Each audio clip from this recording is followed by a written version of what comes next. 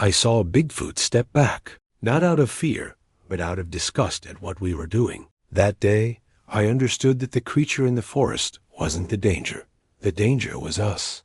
I still remember the sense of control I felt before everything began. It wasn't courage.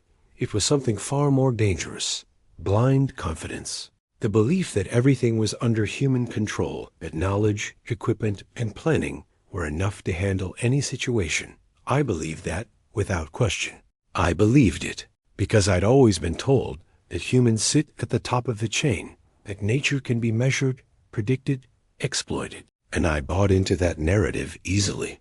At the beginning, nothing seemed out of place. Conversations were light, plans felt solid, and there was even a kind of enthusiasm disguised as rational thinking. I felt like I was on the right side of the story, the side that observes, records, controls.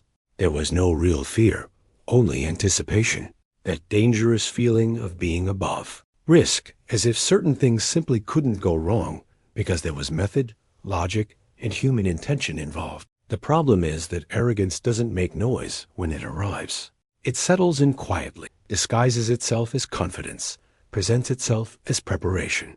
I didn't notice when I stopped observing with respect and started observing with superiority. Everything felt justifiable. Everything felt acceptable within the context we ourselves had created. And when you create your own context, it becomes easy to ignore limits. This story doesn't begin with screams or chaos or anything supernatural happening right away. It begins with too much normalcy, with laughter where there should have been caution, with decisions made too quickly where doubt should have existed. It begins with the certainty that nothing would get out of control because, after all, it was us there, humans, rational, prepared. Meanwhile, something was watching, not invasively, not as an immediate threat, but present. And the difference was that this presence didn't need to prove anything. It didn't need to assert itself. We did. We needed to record, to push forward, to cross boundaries in order to validate an old idea of dominance. And the more confident we became, the clearer it was that we weren't the only conscious beings in that environment. Before continuing, write in the comments where you're watching from right now. City, state, country. This story doesn't belong to just one place. It connects to experiences of different people in different regions, repeating the same human flaw. No matter where you're from, this reflection crosses every border. I thought I was in control because nothing had gone wrong yet. That's the biggest mistake. Confusing the absence of immediate consequences with permission. Confusing silence with acceptance. Confusing retreat with weakness. Everything seemed too calm to raise suspicion, and that only fed the feeling that we were the ones setting the rules. The forest was just a backdrop. The creature just a distant possibility, or at least that's what I believed. Looking back now, I can see how that initial posture determined everything that followed. The mistake wasn't technical. It was moral. It was believing that being there gave us the right to advance, to interfere, to treat the unknown as an object of analysis rather than a living presence. That mindset is common, almost automatic, and that's exactly why it's so dangerous. If this part is already making you think, comment the word arrogance, because that's how everything starts. Not with explicit cruelty, but with the quiet certainty that we know more, that we command more, that we're entitled to more. That certainty creates blindness. And blindness, in places that don't belong to us, comes at a high price. What strikes me most is how calm I felt in the beginning. There was no internal conflict, no real doubt. I was part of something that seemed organized, justified, even necessary. And that's how wrong decisions usually present themselves. Well packaged, full of arguments, wearing the mask of normalcy. No one wakes up planning to cross an ethical line. That happens when you believe too deeply in your own narrative. While I felt in control, something was already evaluating our actions. Not out of idle curiosity, but like something watching an imbalance take shape. And the difference between us and whatever was watching was simple. We thought we had control. It knew exactly what was happening. This is one of those stories that begin with excessive confidence and move inevitably toward a reckoning. Everything that came after was only possible because in that first moment, I truly believed nothing could go wrong. I believed I was safe, that I was in charge, that I had command of the situation. That initial belief is essential to understanding the weight of what comes later. Because when you start from a place of absolute control, the fall isn't just physical or emotional, it's moral. And it was from that false sense of control that everything began to collapse, even though, in that initial moment, I had no idea what I was about to witness. The expedition was never just curiosity, even though that's how we presented it to people on the outside. Curiosity sounds clean, harmless, almost noble. But the truth is, there was something heavier underneath. We weren't there just to observe, to understand, or to coexist. There was a need to prove something, prove that it existed, prove it could be found, prove it could be recorded, marked, exposed. Prove, above all, that humans still held dominance over what refuses to be controlled. Thinking about it now, I see how that motivation changes everything. Curiosity accepts limits. Proof does not. Proof demands results, demands evidence, demands advancement. And advancement, in that context, meant intrusion. Every step wasn't just physical movement. It was a claim of territory. Forests stopped being a living space and became a stage. The presence that lived there stopped being autonomous and became a potential target. Even if no one said it out loud, everyone felt it. There was too much equipment for something that was supposedly just observation. There were markers, defined routes, strategies. Everything highly organized, meticulously planned. That doesn't come from simple curiosity. That comes from the intent to capture something, even if only an image, in material. Proof, in symbolic dominance. Leaving empty-handed was never considered an acceptable outcome. And when you enter a place with that mindset, you're already wrong. That's when the atmosphere began to change. Not in a supernatural way, but an ethical one. Conversations became shorter, more objective. The initial enthusiasm shifted into a quiet obsession. It was no longer about being there. It was about getting something from there. And that kind of posture creates a disturbance beyond sound. It's tension that spreads through the environment, even if no one consciously notices it. If you're following along and this is unsettling you, comment the word intention, because that's the key at this point in the story. Nothing that happened afterward can be understood without acknowledging that there was clear intention behind that expedition. It wasn't innocence, it was ambition disguised as method, and ambition blinds quickly. I was part of it, not as someone forced, but as someone who agreed. I agreed because it seemed logical, justified, necessary. The internal narrative was always the same. If it exists, it must be proven. If it can be found, it must be recorded. If it's not recorded, it doesn't exist. That thinking is more common than people realize, and it carries a quiet violence because it denies existence to anything that doesn't submit to our rules. At times, the conversation slipped into words that made everything even clearer. Capture, corner, trap, force, and appearance. Even when someone tried to soften it, the essence was there. It wasn't coexistence. It was an impending confrontation. Maybe not physical at first, but symbolic. It was humanity once again saying, "This belongs to me too." If this part has you hooked, right, it wasn't just curiosity. That phrase sums up the weight of this realization. Because when the audience understands that there was something to be taken, something to be displayed, something to be controlled, the discomfort grows. And it has. To grow, this story doesn't work without that discomfort. The environment reacted in subtle ways. Not like a clear warning, but like resistance. Trails that seemed to vanish, equipment that failed without explanation, a constant feeling that we were being tolerated, not welcome. Still, no one considered turning back. On the contrary, every obstacle was treated as a challenge to overcome, as if persistence were courage, not arrogance. There's something deeply wrong about entering a place with the intention of extracting confirmation from it, not observing, not learning, but taking. That kind of energy doesn't go unnoticed. I felt it in my body before I understood it in my mind. A discomfort that wasn't fear, but wrongness. Like I was participating in something that shouldn't continue. Even so, we pushed on, because groups create their own logic. Questioning becomes weakness. Doubt becomes delay. And no one wants to be the first to say that maybe everything about it was wrong. It's easier to keep moving than to admit the original motive was flawed. And that collective decision to continue, despite the signs, is what pushed everything past the point of no return. If you've ever noticed how groups normalize bad decisions, comment everyone went along. That dynamic is powerful and dangerous. It dilutes responsibility and turns serious choices into comfortable consensus.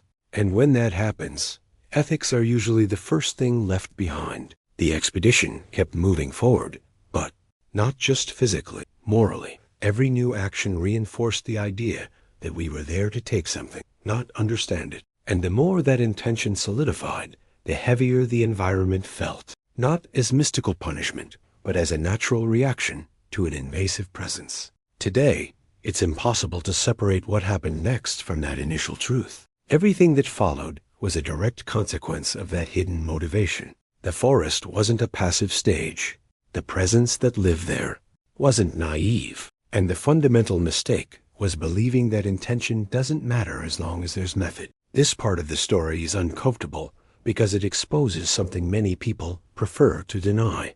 We aren't always victims of the unknown. Sometimes we are the threat entering a place that never asked for our proof, our mark, or our validation. And at that specific moment, as the expedition moved forward with increasingly clear objectives, something began to shift decisively, as if that territory had decided it had tolerated enough. As we advanced, it became impossible to ignore that the place held something that didn't fit any simple explanation. It wasn't just dense forest or isolation.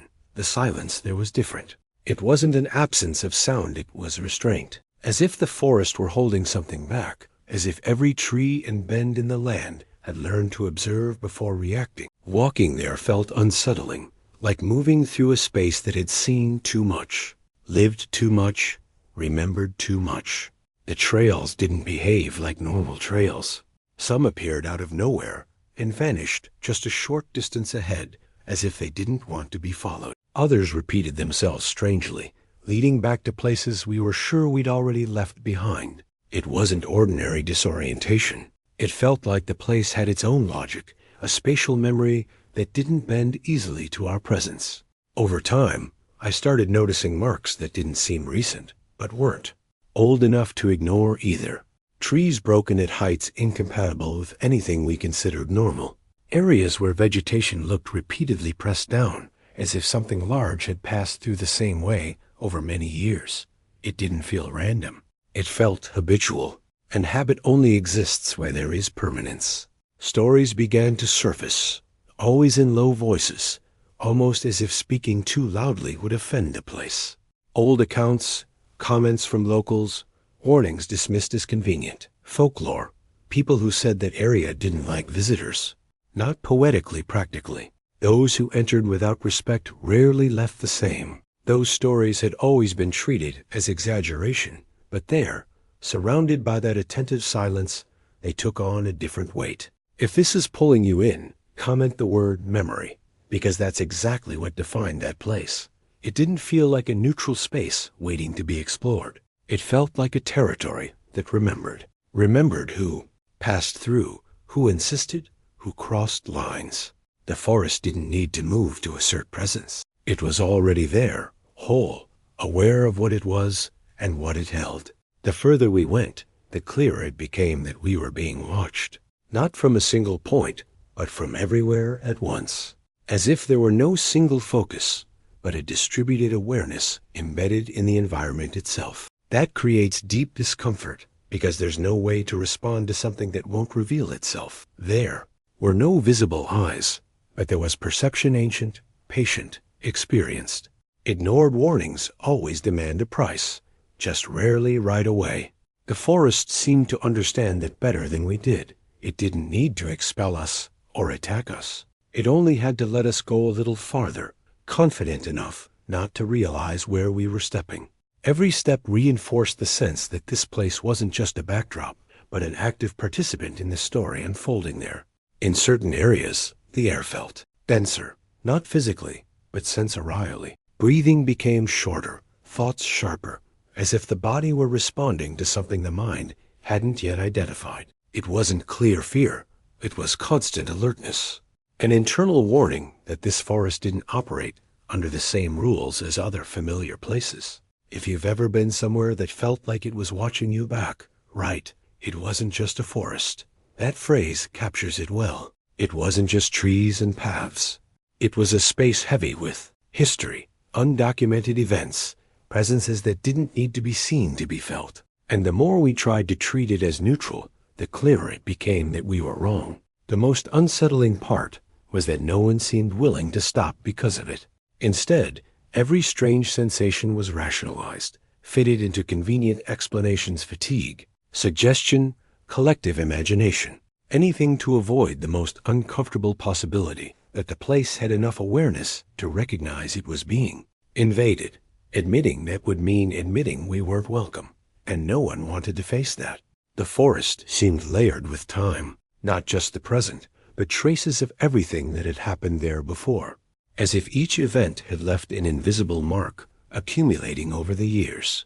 Walking through that space felt like moving through living memory, one that doesn't fade, only adapts. And whether we liked it or not, we were adding something to that memory. The more I absorbed this, the clearer it became that the place didn't need to defend itself aggressively. It had survived human presence before. It knew how to wait, how to observe, how to tell the difference between those passing through and those coming to take something. That distinction matters, because it defines what comes next. If this part is making you uneasy, comment ancient territory. That idea is central. We weren't dealing with something pristine, untouched, or naive. We were inside a territory with enough history to recognize human patterns. And the pattern we were showing wasn't good. At a certain point, it became clear to me that the place was tolerating us, not accepting us. And tolerance has limits. The forest seemed to watch every decision, every advance, every insistence, as if recording it all, not to judge, but to decide when to intervene. That feeling doesn't come from nowhere. It comes when something much older than you realizes it's being disrespected. And it was there, in that environment heavy, with memory, silence, and constant observation, that I began to understand this story wasn't heading toward a simple encounter or discovery. It was heading toward an unavoidable ethical confrontation. Because when you enter a place that remembers, observes, and waits, it's not a question of if something will happen, but when the line will be crossed. After that point, when it was clear the forest wasn't neutral, the signs began to stack up in ways that were impossible to ignore. They didn't come as explicit warnings, but as small breaks in pattern. Sounds that didn't match the natural rhythm, cracks that didn't align with the wind, movements that didn't fit normal animal behavior. Everything felt out of sync, as if something were deliberately avoiding predictability. What was most disturbing was that these signs didn't come from one direction. You couldn't point and say, "It's there." They came from the left, then behind us, then from somewhere too high to be random. That kind of diffuse awareness wears you down psychologically, because you can't orient yourself against it. There was no open pursuit, no direct approach. There was surveillance. And constant surveillance exhausts, erodes, weakens judgment.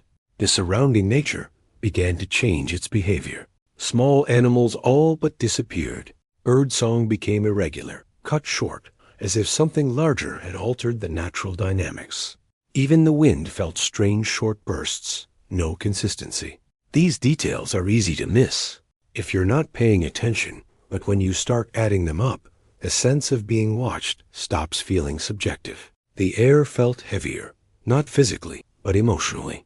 There was a constant pressure, like every step was being logged, assessed, compared. It wasn't immediate fear. It was the feeling of being under evaluation, as if something were trying to understand how far we'd go, how much we'd insist, how willing we were to cross lines. And the farther we went, the more that silent presence made itself known. If you've ever felt something like that in a remote place, comment, "We were being watched." That phrase captures what took over the environment. It wasn't collective paranoia.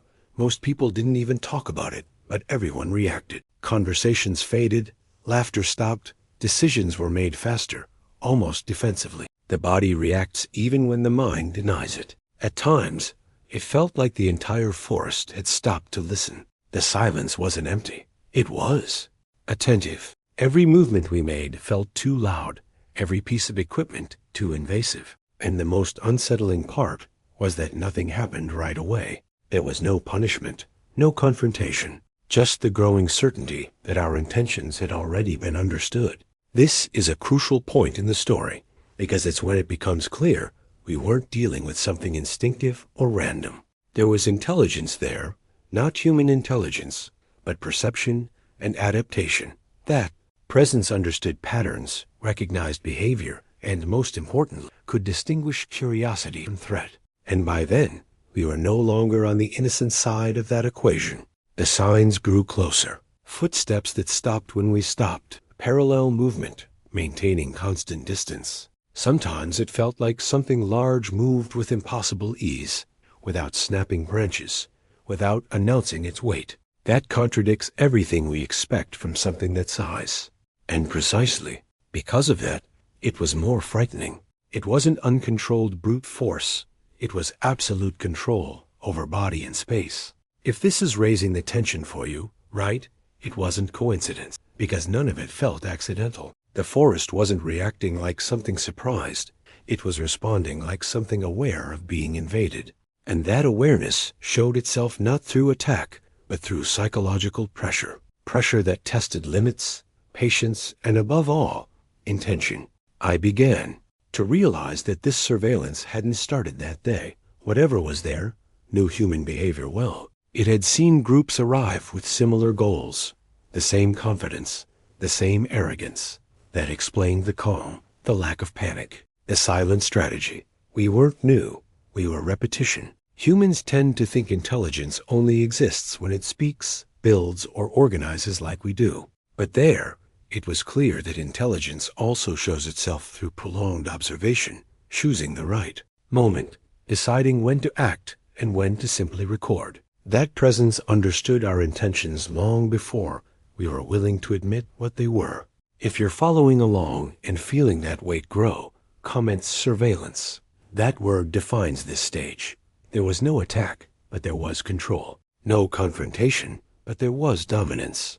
And that kind of tension is harder to deal with because you don't know what the final trigger will be, only that it exists. With every new sign, every sound out of place, it became clearer that the forest wasn't watching out of curiosity. It was evaluating a potential threat. And when you realize you're being evaluated that way, you start to see how reckless your earlier actions were, how comforting the illusion of control had been. Even so, we continued. Because admitting we were being watched by something intelligent would have required a complete change in posture. It would have meant retreating, rethinking objectives, maybe giving up entirely, and no one wanted to be responsible for that. It's easier to move forward than to admit the mistake has already been made. That silent decision to continue is what made everything even more tense. The weight in the air didn't lessen. It intensified. The surveillance felt closer, more focused, not aggressive, but firm, as if the entire environment were waiting for something specific to happen, a line to be crossed, a final gesture to confirm what had already been perceived. And at that point, even without words or clear form, it was obvious to me that whatever intelligence was there had already understood exactly who we were and why we had come. The first contact didn't happen the way most people imagine when they think of encounters like this. There was no attack, no frantic running, no explosion of violence. What happened was far more unsettling. A silent, calculated appearance that couldn't be ignored. He didn't emerge like a hunter, but like someone stepping forward once. They know they've already been noticed, and that changes the entire logic of fear. I felt it before I saw it. The diffuse surveillance that had followed us condensed into a single point, not as immediate threat, but as focus. When I finally perceived his presence clearly, the shock didn't come from surprise. It came from awareness. From the overwhelming clarity that this wasn't animal instinct reacting by chance. It was assessment. He was there because he chose to be. The figure didn't advance. He didn't bare teeth, didn't vocalize, didn't show aggression. On the contrary, there was restraint, total control of his own body. He occupied space without needing to move. And that's something only those who have stood before a truly dominant presence can understand. It's not size that commands respect, it's certainty. And that certainty was crushing. What disturbed me most was the absence of hatred. There was no rage. There was attention, a kind of attention that scanned every detail, every movement, every intention. I had the clear sense of being analyzed individually, not just as part of an indistinct group, as if you were trying to determine who posed a real threat and who was simply following along. That's not blind predator behavior. That's discernment. If this is shifting something for you, comment, "He was evaluating," because that's the essence of this encounter. He didn't come to attack. He came to measure limits, intentions, consequences. And once you realize that, unavoidable question begins to form, even if no one says it out loud. Who is the real monster in that situation? The human reaction was confused. Some froze. Others tried to move too slowly. Some clutched equipment as if it offered symbolic protection. None of it seemed to matter to him. The focus wasn't tools or technology. It was posture, energy, true intention. And that reading was terrifyingly precise. There was no sudden approach. He kept his distance, but didn't retreat. A calculated distance close enough to show he could cross it if he wanted, but saw no need to. That completely shatters the classic narrative of an aggressive creature. Aggression comes from insecurity or need. There was neither there. Only complete control of the situation. If you've heard similar stories and always doubted them, comment, "It wasn't an attack." That distinction matters. Human fear often comes from the idea of being hunted. And there, for the first time, it became clear we weren't the primary prey. We were something to be evaluated, judged, perhaps even tolerated for a moment. And that is far more unsettling than being attacked. His gaze moved calmly across the environment. Nothing seemed new to him, like someone who had known that place for a very long time and was simply confirming something. That calm dismantles any attempt to reduce what we saw to animal impulse. There was no urgency, no rush, just presence. A presence that made everything else feel loud, chaotic, excessive. I felt shame. Not immediate fear, but shame. A strange feeling of being exposed in something wrong. As if, in that moment, it became impossible to maintain the narrative of innocent exploration. His presence acted like an uncomfortable mirror, and the reflection wasn't pretty. It was painfully human. If this is hitting you, right? Who is the monster? That question doesn't need an immediate answer, but it needs to be felt. Because when you stand before something that could easily destroy you, and chooses not to, the idea of monsters starts to blur. Violence stops being physical and becomes ethical. There was no direct communication, but there was understanding.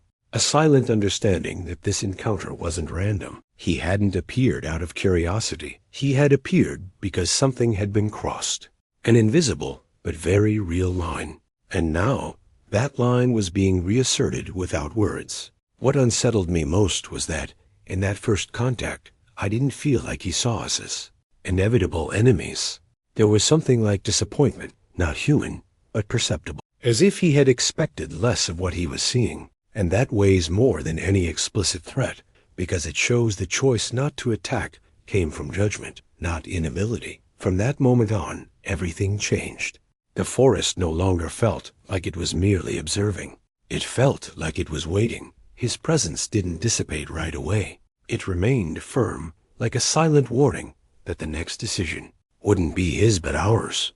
And that's what makes that moment so decisive. We weren't attacked, but we were confronted with something far harder to face. The first contact didn't bring violence. It brought awareness. And that awareness cracked the certainty that we were on the right side of the story. Doubt took root. The image of the monster began to shift. And in that space heavy with silence and memory, it became clear that this encounter wasn't the climax, but the beginning of something even more uncomfortable, something that would force us to face consequences no one that was truly prepared to accept. It was after that first contact that the line was crossed irreversibly. Until then, there was still an attempt to maintain the idea that everything was observation, study, documentation. But all it took was one gesture for human cruelty to reveal itself without disguise. It wasn't explosive, it was cold, planned, a decision made too quickly, as if it had been waiting for the right moment all along. I knew the instant it happened. I didn't need to see everything to understand. There was coordinated movement, exchanged signals, that sudden shift in posture that reveals true intent. Curiosity died there. What took its place was the desire to capture, to harm if necessary, to assert dominance at any cost. What stood before us no longer mattered. Only the outcome did, and that's what makes it so heavy. I won't go into graphic detail, because this story doesn't need it. Moral. Violence speaks louder than explicit description.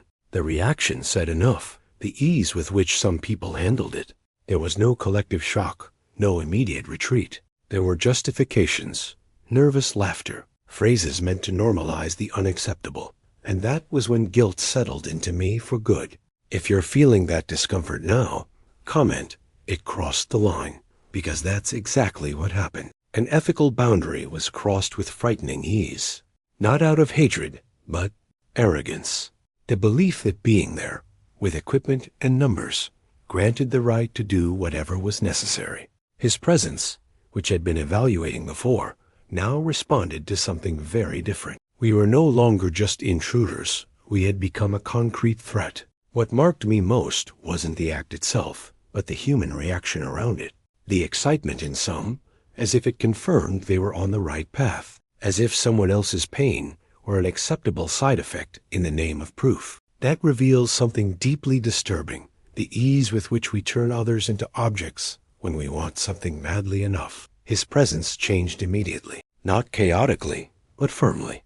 The control that once felt distant condensed into pure tension. There was no immediate attack, but there was unmistakable indignation. Not human, but clear. The forest, which had been watching silently, now felt closed in.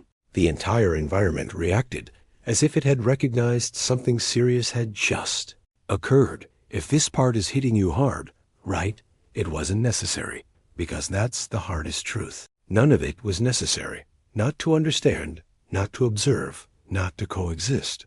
It was done because it could be done. And that says far more about us than about any creature in the forest. It shows how easily we confuse capability with right. I felt ashamed to be part of that group, not just guilty, deeply ashamed. A sense of being on the wrong side of something that couldn't be undone. The internal silence that followed was deafening, because in that moment, I realized that not acting wasn't enough. Staying there in silence was also a choice. And that awareness weighs more than fear. His reaction wasn't vengeful, and that's what makes it even more unsettling. There was no explosion of rage, no blind attack. There was protection. Protection of the territory. Protection of what was being harmed. Protection of a boundary we had chosen to ignore. That distinction matters, because it completely dismantles the narrative of a violent creature and exposes the violence as something that clearly came from our side. If you've noticed how cruelty often hides behind technical justifications, comment disguised violence. That's the core issue here. Nothing was done impulsively. Everything was rationalized. And rationalizing cruelty is one of the most dangerous things humans do, because it allows the mistake to be repeated without immediate weight on the conscience. The environment grew unbearably heavy. It wasn't pure fear, it was shared guilt. Even those who tried to step back afterward were already implicated. The decision had been collective, even if not everyone agreed. And that creates a kind of diffused responsibility no one wants to fully own. It's easier to pretend nothing happened than to face what was done. His presence stayed not to attack, but to prevent it from continuing. A living barrier between human cruelty and what was being violated. That image never leaves me, because it inverts everything we were taught to believe. Those who should protect were harming. What should never exist was enforcing limits. If this is making you rethink things, right, the guilt was clear. From that moment on, neutrality was no longer possible. There was no hiding behind curiosity or method. The cruelty had been revealed, and with it came the awareness that this encounter was no longer about discovery. It was about moral choice. What's most disturbing is that even after that, there was resistance to retreat, attempts to justify, to minimize, to push forward, as if admitting the mistake were worse than making it. That's a difficult human trait to accept, but impossible to ignore when you see it up close. The need to be right can be stronger than empathy. In that instant, it was clear the story was no longer heading toward a simple encounter. It had become an uncomfortable mirror. A mirror reflecting not a monster of the forest, but something far more familiar and harder to face. And from that point on, any consequence could no longer be blamed on the unknown, because the worst had already been revealed in plain sight. His reaction wasn't what everyone expected, and maybe that's why it changed everything so deeply. There was no explosion of fury, no blind attack, no violent response people might have secretly anticipated to justify what they'd done. What there was instead was restraint, so clear, so deliberate, that it shattered any remaining argument that tried to paint that presence as irrational or out of control. He moved, but not as a direct threat. The movement was strategic, precise enough to stop what was happening without escalating into something irreversible. It was impossible not to see it as a choice.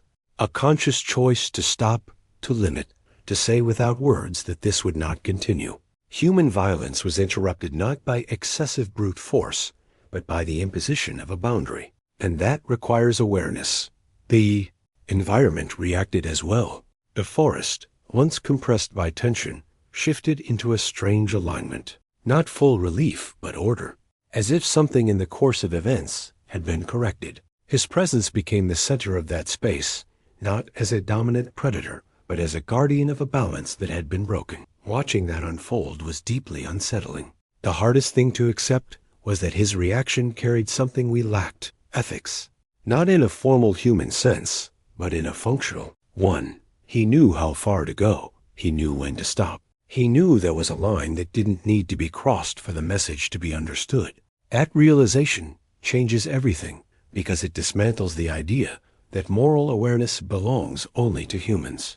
If this part is impacting you, comment, "There was a limit." That word is central here. What happened was the imposition of a clear boundary, one we hadn't been able to impose on ourselves.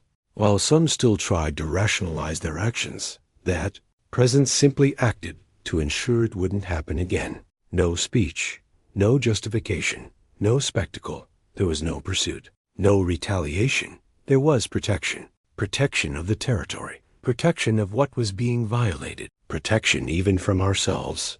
That's what weighs most heavily when I remember that moment. The realization that someone or something had to intervene to stop human cruelty from going further. Not out of revenge, but responsibility. I watched it all in silence, trying to reorganize what it meant. The image we had built of Bigfoot no longer held. Not after that reaction.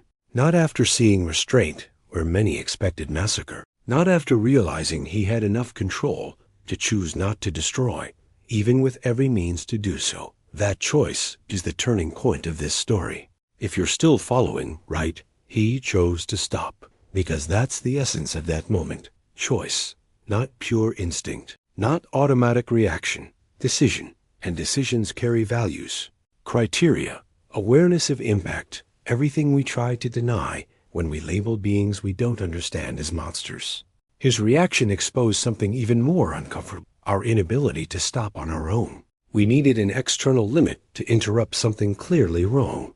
And that's a hard truth to swallow, because it forces us to admit that, in that moment, morality wasn't on our side. It was on the side of what the world insists on calling a threat. The silence that followed wasn't comforting. It was heavy, full of meaning. No one celebrated. No one felt victorious. It felt like being confronted with something you can't unsee. His reaction had exposed not just an ethical choice, but the absence of one in many of us. And that can't be resolved with quick explanations or internal excuses. His presence remained long enough to ensure the interruption was final. Not as aggressive surveillance, but as a clear warning. This would not continue, and we knew it. The way he occupied space, positioned himself between human violence and what was being protected, made it clear that any insistence would have consequences unspoken, but understood. If this reversal of roles is affecting you, comment, "It wasn't irrational," because that's exactly what dismantles everything. His reaction was rational, measured, ethical within its own context. And the more I accepted that, the harder it became to sustain any narrative where we were the righteous protagonists. What's most disturbing is that after that reaction, nothing more was needed. No second warning, no escalation. The mere fact that a boundary had been imposed was enough to completely alter the group's behavior. That shows how deeply that presence understood dynamics, consequence, and proportion, something many humans there failed to demonstrate. As I tried to process it all, I realized the story had crossed a point of no return. There was no reducing the encounter to curiosity, research, or chance anymore. There were choices on both sides, and the difference between those choices said everything about who truly represented danger in that scenario. His reaction wasn't the end of anything. It was the beginning of a bitter understanding that ethics, awareness, and limits aren't defined by shape, species, or the stories we tell ourselves. They're defined by actions when no one is watching, when there's no audience, when there's no reward. And in that moment, while the environment still carried the weight of what had just happened, it became clear to me that his reaction wasn't just a situational response. It was a silent warning that the next phase of this story would leave no room for comforting illusions. Because after seeing restraint where we expected fury, the question forming in the background became unavoidable, and it followed us from that point on, even if no one dared to say it out loud. After that day, the shame didn't go away. It didn't fade with time, didn't soften, didn't become a distant memory. It settled inside me as something permanent, quiet, but always present. It's not performative shame. It doesn't show up only when I tell the story. It returns in the most ordinary moments, when I'm not consciously thinking about it, when my guard is down. At first, I tried to justify it. I tried to rearrange events in a way that placed me in a less uncomfortable position. I told myself I hadn't made the final decisions, that I wasn't the most aggressive, that I was just there. But those justifications don't last once you understand that silence is also a choice. Staying is a choice. Not stopping something is a choice. And that's one of the hardest truths to accept. The image of that moment comes back without warning, not like a cinematic nightmare, but in fragments. A gesture, a sound out of place, a human reaction that made my stomach turn. Sometimes it's the contrast that hurts most, his restraint on one side, the banality of cruelty on the other. That comparison loops in my mind like a mistake that can't be undone, only carried. Regret doesn't arrive in dramatic waves. It shows up in small internal shifts, restless nights, thoughts that surface when everything is too quiet. A real difficulty accepting narratives where humans are automatically cast as heroes. After what I saw, that image shattered completely. I can no longer accept human superiority as something given, automatic, unquestionable. If this part is touching you, comment real shame. This isn't abstract. Guilt, it's physical. A tightness in the chest. A feeling of repulsion toward attitudes I might once have minimized. What happened there rewired my perception. I became quicker to recognize arrogance, more uncomfortable with language that frames domination as a natural right. There were attempts to forget, to push it into a distant corner of memory. They all failed. Forgetting would require denying what I saw, and I can't do that anymore. Denial would mean repeating the mistake on another level. The shame remains because there is awareness, and awareness doesn't allow easy erasure. The hardest part is admitting that, for a moment, I was part of something that disgusts me now. Not disgust at the unknown, but disgust at human behavior when it believes itself above consequence. The collapse of that sense of superiority is painful, but necessary. It dismantles a comfortable illusion and replaces it with something more honest. If you've ever felt this way, after recognizing something wrong in yourself or in a group, right? I can't forget. That's the reality. Some experiences aren't meant to be overcome. They're meant to transform. They shift your internal axis, change how you position yourself in the world. After that, I could never look at similar situations the same way again. Guilt isn't loud either. It doesn't shout constantly. It observes. And maybe that's why it feels so similar to that presence in the forest, always there, reminding, evaluating, preventing me from crossing certain lines too easily again. It's uncomfortable, but it's honest. Better to carry that shame than the illusion that nothing happened. I found myself rethinking old conversations, past attitudes, laughter that now feels wrong. That isn't gratuitous self-punishment, it's revision. It's the price of having seen something that can't be undone. From that day on, any attempt to automatically place myself on the right side of a story requires internal questioning. It's exhausting, but it also prevents repetition. If this is resonating with you, comment "the fall of superiority," because that's exactly what happens when we realize we aren't always the most ethical, the most aware, the most responsible. Sometimes we're just the loudest. And that doesn't put us above anyone. The strangest thing is that the shame doesn't come with hatred. It comes with clarity. A bitter clarity, but a necessary one. I didn't come out of that experience better than others. I came out more aware of what I'm capable of ignoring if I'm not careful. And that alone is a permanent warning. Even now, telling the story, there's no full catharsis, no total relief. There's responsibility. Responsibility not to soften it, not to romanticize it, not to reverse roles for comfort. Because shame only makes sense if it leads to transformation. Otherwise, it's just useless weight. And as I carry this with me, it becomes clearer that this experience wasn't just about an unlikely encounter. It was about a broken mirror. A mirror that showed me something I didn't want to see, but that now belongs to who I am. And this part of the story still isn't the end. Because shame isn't the final stage. It's only the ground where an even more uncomfortable truth begins to take shape. What remains after all of this isn't proof, not a comforting certainty, and certainly not a neat conclusion. It's a warning many prefer to ignore because it demands responsibility. The greatest danger was never the unknown, never what lives outside our rules or escapes our definitions. The real risk begins when people believe they can dominate everything, measure everything, decide everything without consequence. When the idea of control becomes justification, ethics are usually the first thing to disappear. And that's what I witnessed up close. Not a creature acting without awareness, but humans convinced of their own authority, convinced that intention is enough, that method absolves, that being on the right side of history is automatic. It isn't. It never was. This story doesn't exist to create fear of what we don't understand, but to expose what happens when we stop questioning ourselves. When arrogance disguises itself as curiosity, when cruelty hides behind technical justification, when silence becomes complicity. That's where something breaks, not in the forest, not in the unknown, but inside us. I don't expect everyone to agree. I don't need that.